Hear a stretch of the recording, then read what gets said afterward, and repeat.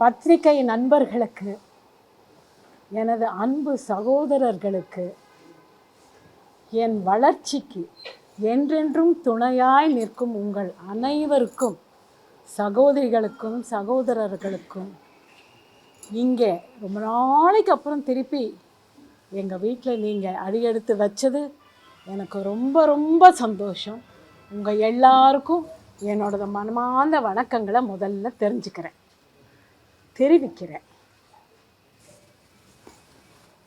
இன்னைக்கு உங்களெல்லாம் மீட் பண்ணுறதுக்கு காரணம், ஒரு விண்ணப்பத்தை முதல்வர் அவர்களுக்கு நேராக கொண்டு போவதற்காகத்தான் உங்கள் எல்லார் மூலமாக உங்களை இங்கே வர வச்சிருக்கேன். மாண்புமிகு அன்புக்கும் பண்புக்கும் உடையவர், வெற்றி செங்கோலுடையவர் மு.க. ஸ்டாலின் அவர்கள், முதல்வர் அவர்களுக்கு எனது சிறந்தான வணக்கங்களை முதற்கண் தெரிவிச்சுக்கிறேன். விண்ணப்பம் என்னவென்றால், மகாபலிபுரத்தில் செங்கல்பட்டு டிஸ்ட்ரிக்டில் 120/1C என்ற முகவரியில் எனக்கு ஒரு நிலம் இருக்கிறது. இது 1976 நான் வாங்கியது. இப்போதைக்கு கரெக்டாக 50 வருஷம் ஆயிருக்கு. 78 லேபர் வெல்ஃபேர் போர்டு இதை அக்வயர் பண்ணியிருக்கு. இதோட ஒரிஜினல் பத்திரம் என்கிட்ட தான் இருக்கு. எதற்காக அக்வயர் பண்ணாங்கன்னா, ஜவஹர்லால் நேரு ஹாஸ்டலை கட்டுவதற்காக லேபர்ஸ்க்காக அக்வயர் பண்ணியிருக்காங்க. இந்த லேண்டோடைய பரப்பளவு 3 acres and 96 cents. இதில் ஓனர்ஸ் 3 பேர் இருக்கும். ஆறாமுதம் அவர்கள், பூமாதேவி அவர்கள், நான். இதில் அவங்க 2 பேருடைய நிலத்தில் லேபர் போர்டு கன்ஸ்ட்ரக்ஷன் பண்ணியிருக்காங்க, ஹாலிடே ஹோம் பண்ணியிருக்காங்க. என்னோட நிலம் இன்னை வரைக்கும் காலியாக தான் இருக்கு. பல முறை நான் போய் அணுகியிருக்கேன் வெல்ஃபேர் போர்டு. ஆமாம்மா கட்ட போகிறோம்ங்கிறது தான் எனக்கு வந்த வார்த்தை. 5 வருஷம் ஆச்சு, 10 வருஷம் ஆச்சு, 20 வருஷம் ஆச்சு, 30 வருஷம் ஆச்சு, 40 ஆச்சு, 50 ஆச்சு. 10 வருஷத்துக்கு அப்புறம் நான் போய் அணுகின போது கண்டிப்பாக இப்போ கட்டிடுவோம்னு சொல்லி, அதுக்கப்புறம் அது கோர்ட்டுக்கு போக வேண்டியதாக போச்சு. முதல் 40 வருஷம் கருணாகரனுங்கிற அட்வொகேட் டீல் பண்ணார், சோர்ந்து விட்டார். அதுக்கப்புறம் மதிப்புக்குரிய ஐயாதுரை சீனியர் அவர்கள் இதை மேற்கொண்டாங்க, அவரும் சோர்ந்து விட்டார். அதற்கு பிறகு இன்ஃபென்ட் தினேஷ் அவரும் சோர்ந்து போயிட்டார். அதற்கு பிறகு ஏஆர் லக்ஷ்மணன் நீதிபதி அவர்களுடைய புதல்வன் சுந்தரேசன் அவர்கள் டீல் பண்ணார் கோர்ட்டில், அவரும் சோர்ந்து போயிட்டார். இப்போ ஃபைனலாக சீனியர் மோஸ்ட் அட்வொகேட் ராகவாச்சாரி அவர்கள் டீல் பண்ணி, அவரும் ரொம்ப வெக்ஸ் ஆகி போன மாதம்தான் அந்த ஆர்டர் டிஸ்மிஸ் ஆச்சு. பல முறை நான் இதை முதல்வர் அவர்களுக்கு நேரில் சொல்லணும் அப்படின்னு நான் பிரயத்னப்பட்டேன். எத்தனையோ பேருக்கு ஃபோனில் பேசினேன். முதல் தடவை லைனுக்கு வருவாங்க, அப்புறம் லைன் வராது, எடுக்க மாட்டாங்க ஃபோனை.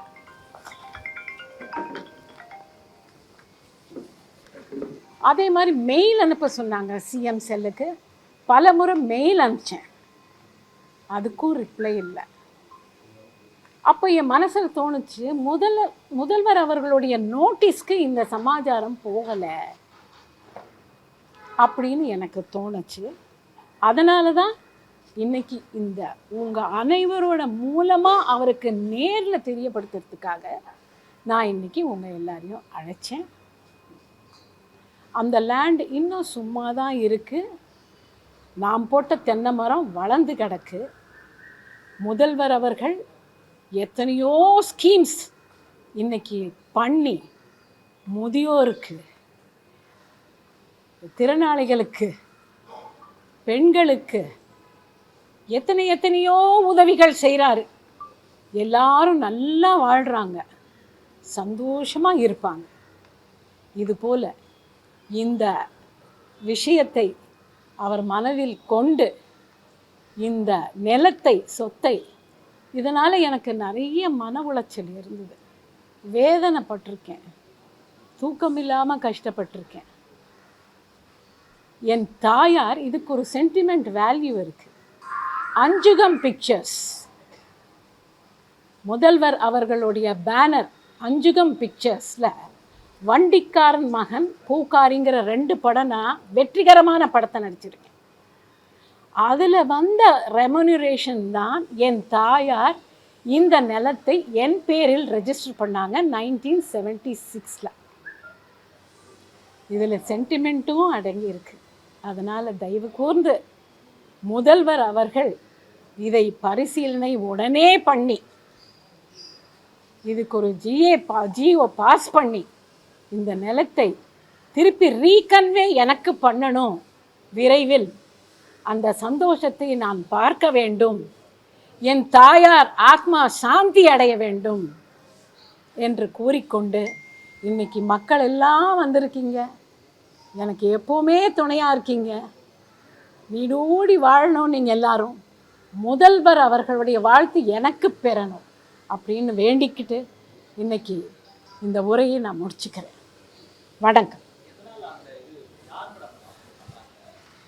லேபர் வெல்ஃபேர் போர்டு ஹாஸ்டல் கட்டுவதற்காக, லேபர்ஸ்க்கு ஹாஸ்டல் கட்டுவதற்காக என்கிட்ட இருந்து 72 சென்ட், என்னோட நிலம் வந்து 72 சென்ட், அதை அக்வயர் பண்ணாங்க. அதுக்கு காம்பன்சேஷன் 26,000 1978 கொடுத்தாங்க. நான் ரெஃப்யூஸ் பண்ணேன், நான் வாங்கல்.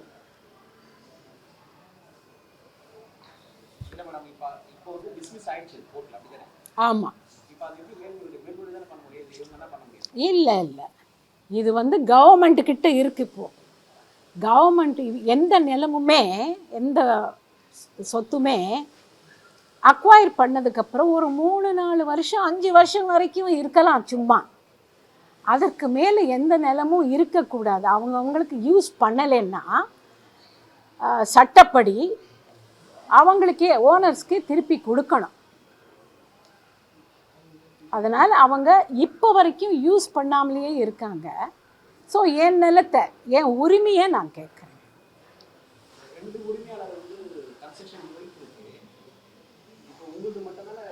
கன்ஸ்ட்ரக்ஷன் அந்த 2 உரிமையாளர்கள் மேலே, அவங்க நிலத்து மேலே ஒரு ஹவுசிங் போர்டு கட்டியிருக்காங்க, ஹாஸ்டல் அவங்க நிலத்தில் தான் கட்டியிருக்காங்க. என் நிலம் சும்மா தான் இருக்கு. அவங்க நிலத்தில் கட்டி இப்போ மறுபடியும் பெயிண்ட் பண்ணி ஏதோ ஃபங்க்ஷன் பண்ண போகிறாங்க போட்டிருக்கு. அவங்க அந்த நிலத்தில் மட்டும்தான். என்னோட 72 சென்ட்ஸு காலியாகவே இருக்கு. தெரியலைங்க, அதை நீங்கள் கேட்க. I don't have an idea. Mahabalipuram ECR ரோடுன்னா நீங்கள் தெரிஞ்சுக்கலாம். இது அப்போ வெறும் காடாக இருந்தது. எங்கள் அம்மா வாங்கும்போது முள்ளு காடாக இருந்தது. இந்த அளவுக்கு டெவலப் ஆகுங்கிறது எங்களுக்கெல்லாம் தெரியாது. நான் அப்போது பீக்கில் இருக்கேன், பயங்கர பிஸி. அண்ட் எனக்கு அந்த அளவுக்கு மெச்சூரிட்டியும் இல்லை இந்த லேண்டு விஷயங்கள் எல்லாம். ஸோ அம்மா பார்த்துக்கிட்டு, அதுவும் ஒரு காரணம். பட் ஆனால் இப்போ வந்து இது கவர்மெண்ட்டில் இருக்கிறதுனால, அவங்க யூஸ் பண்ணாததுனால கோர்ட்டு இதுக்கும் சம்மந்தமே கிடையாது. கவர்மெண்ட் ஆக்ஷன் எடுக்கலாம்.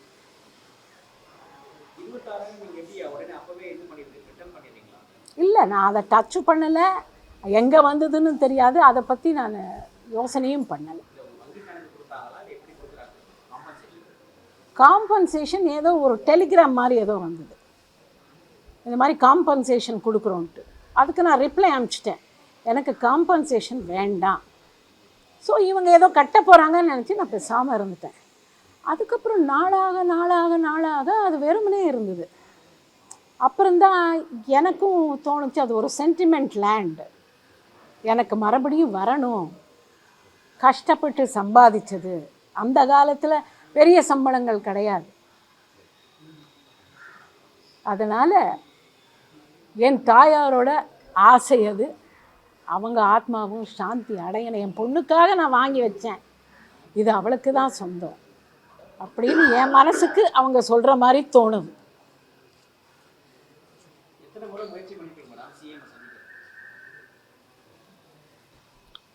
ஒரு 20 தடவை சந்திக்கவே முடியலை என்னால். அவருடைய நோட்டீஸ்க்கு நான் சந்திக்கணுங்கிற மெசேஜ் போச்சான்னு கூட தெரியாது. ஒருத்தருக்கு ஃபோன் பண்ணுவேன், வெயிட் பண்ணுங்கம்மா சொல்கிறோம்பாங்க. இன்னொருத்தருக்கு அவர் மறுபடியும் சொல்ல மாட்டார், இன்னொருத்தருக்கு ஃபோன் பண்ணுவேன், இருங்கம்மா சொல்கிறேன்பாங்க, திருப்பி அவங்க லைனுக்கு வர மாட்டாங்க. அப்புறம் இன்னொருத்தருக்கு இது மாதிரியே நடந்தது எனக்கு. கடைசியில் சிஎம் செல்லுக்கு மெசேஜ் அனுப்புங்க, ஒரு மெயில் அனுப்புங்கன்னாங்க. சரின்னு மெயிலும் அனுப்பிச்சேன். ஸோ என்ன புரிஞ்சுக்கிட்டேன்னா, இது முதல்வர் அவர்கள் காதுக்கு போகலை, இல்லைன்னா உடனே என்னை கூப்பிடுவாங்க, உடனே என்னை கூப்பிடுவாங்க. இப்போ நான் எந்த கட்சியிலையும் இல்லை, முன்னாடி இருந்தேன். இல்லை, அது எனக்கு மைண்டில் தோணலை. ஏன்னா முதல்வர் அவர்களை பார்க்கறது அவ்வளோ சிரமமா? அவர் எல்லாரோடையும் ஏழைகளோட உட்காந்து இலையில் உட்காந்து சாப்பிட்ற ஒரு பெரிய மனிதர் நான் பார்க்க முடியாதா? தமிழ்நாட்டில் இத்தனை படங்கள், 200 படங்கள் மேலே நடிச்சவோ, அவங்க பேனரில் படம் பண்ணவோ, அப்படியானது நான் பார்க்கணும் அப்படின்னு சொன்னால் வேண்டான்னா சொல்ல போகிறாரு, வரக்கூடாதுன்னா சொல்ல போகிறாரு. கண்டிப்பாக என் கஷ்டங்கள் என்னன்னு புரிஞ்சுப்பார். இப்போ அவருக்கு நேரில் நான் சொல்லியிருக்கேன், தயவு செஞ்சு இந்த மனுவை எடுத்துண்டு நான் எல்லா பேப்பர்ஸும் அனுப்பிச்சிருக்கேன் அவருக்கு, கம்ப்ளீட் செட் ஆஃப் பேப்பர்ஸ். அவர் சிஎம் செல்லுக்கு போயிடுச்சு, செக்ரட்டரி 1க்கும் அனுப்பிச்சேன், செக்ரட்டரி 3க்கும் அனுப்பிச்சேன். கண்டிப்பாக அவர் நோட்டீஸ்க்கு போகும். அதை பரிசீலனை பண்ணி என் நிலத்தை எனக்கு திருப்பி தரும்படி வேண்டிக்கிறேன் வேண்டிக்கிறேன் வேண்டிக்கிறேன் முதல்வர் அவர்கள்.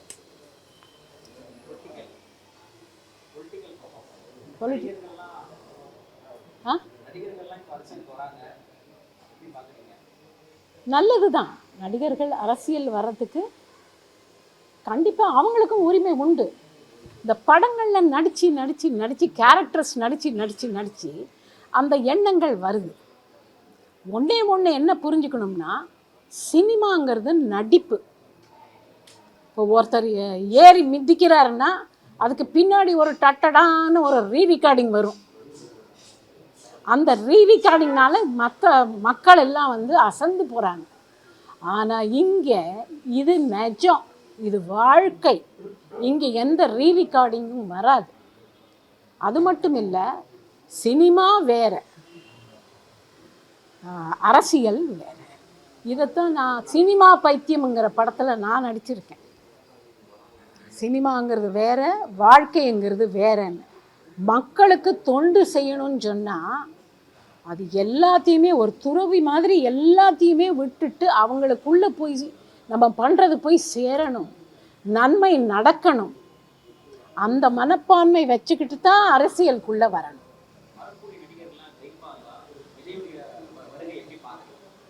நீங்கள் வேற ஒரு ரூட்டுக்கு போகிறீங்க. நான் இன்றைக்கி ப்ரெஸ் மீட் வச்சது என்னோடய விஷயத்தை மட்டும், என்னோடய விண்ணப்பத்தை முதல்வர் அவர்களுக்கு சொல்வதற்கு தான் நான் இன்றைக்கி உங்களை எல்லாம் பார்க்குறேன்.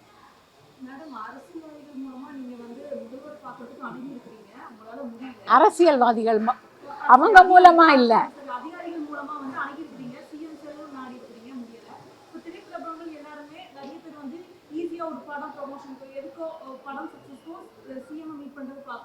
திரைத்துறையினர் மூலமா சிஎம் ஆகிறதுக்கு முயற்சி பண்ணிருக்காங்க. திரைத்துறையா? எது ஃபிலிம் சேம்பர் சொல்கிறீங்களா? சீனியர் மோஸ்ட் ஆக்டர்ஸ் இவங்க மூலமா சொல்லி அது மூலமா பார்க்கணும்னு நீங்க நினைக்கிறீங்க? இல்லை, நானே ஒரு சீனியர் ஆர்டிஸ்ட்டு தான். எங்கிட்ட நிறைய பேர் வராங்க, இவங்களை பார்க்கணும் அவங்கள பார்க்கணும் அரேஞ்ச் பண்ணுங்கம்மான்ட்டு. அப்படி இருக்கும்போது எனக்கு ஒரு மரியாதை கண்டிப்பாக உண்டு. ஜெயசித்ரா பேசணும் முதல்வர் அவர்கள்கிட்ட அப்படின்னா அதுக்கு ஒரு மரியாதை கண்டிப்பாக உண்டு. 3 வருஷமாக நான் வேட்டையாடிக்கிட்டே இருக்கேன் முதல்வரை பார்க்கறதுக்கு, ஆனால் முடியலை. ஸோ ஃபைனலாக இந்த ஒரு டெசிஷனுக்கு வந்தேன். உங்கள் மூலியமாக இந்த மெசேஜ் அவருக்கு போய் இதை பரிசீலனை உடனே பண்ணி அந்த நிலத்து மேலே எந்த கட்டிடமும் கிடையாது, அந்த அம்மாவுக்கு திருப்பி கொடுத்துருங்க அப்படிங்கிற ஒரு ஜியோ பாஸ் பண்ணி ரீகன்வே எனக்கு